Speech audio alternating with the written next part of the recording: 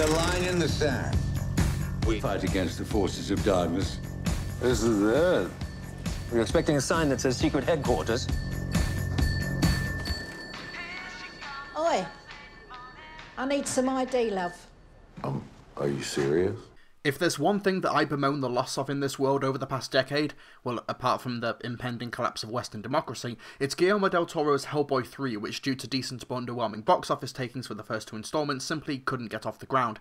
However, considering that del Toro followed the Hellboy series with two of his best films of his career, then I can't really begrudge him for that or feel that sorry for him. But I also bear no ill will to the creative team for this reboot, coming from the Descent director Neil Marshall, though rumblings of behind-the-scenes tension make you wonder if there's an additional director's cut of the movie out there, because this version we got of Hellboy, while not the irredeemable mess that's been dragged across the coals by the media, still feels chopped together, hacked, and in some cases pretty damn bad. The plot on the face of it is relatively simple. Hellboy, played by David Harbour, is a demon who works for the Bureau of Paranormal Research and Defense, and he and a group of other supernatural creatures have to stop the rise of Nimue the Blood Queen, played by Mila Jovovich, who will bring around the end of days. Simple setup, but the devil is in the details, as Hellboy is chock full with extended origin stories for every character, lengthy expository sequences, dreamscapes which only exist for trailer fodder, dozens and dozens of needless location swaps, and count 'em, 6 separate setups for future sequels, 3 of which happen in the last few minutes of the movie.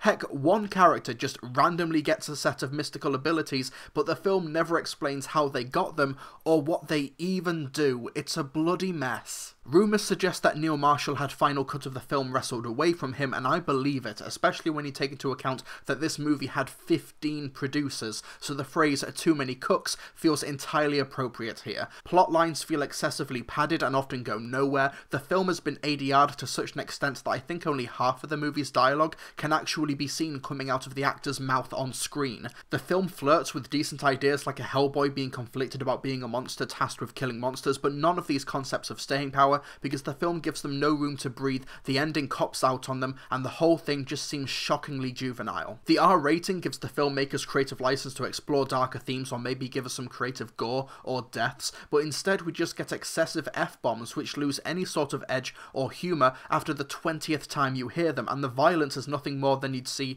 in your average God of War game knockoff. It aspires for cheesy schlock or trauma-style exploitation, but it just never gets there. Cast-wise, David Harbour is the standout, clearly trying to wring some charisma under the heavy prosthetics, but it's the rest of the cast which don't really seem invested or engaged with the material. Though that could be because American actors Sasha Lane and Daniel Day-Kim have been saddled with such preposterous British accents that after every scene I almost expected Neil Marshall to pop out at the edge of the frame and say, "Okay folks, let's do that again, but this time more British." If there's one thing to write home about, it's the aesthetic of the film, particularly the makeup, which is grotesque and inventive in all the right ways. Whilst Del Toro's vision of Hellboy frequently explored the mystical, fairy tale and whimsical aspects of the lore, this version is all about the macabre, and while it doesn't get there in terms of tone and story, it definitely delivers it in the makeup and creature design. The prosthetics are genuinely terrific, and while the CGI is spotty at best, it's held together by solid production design, though maybe all the film's budget was spent on all the location filming and the makeup, because it seems like nothing was left over for the action,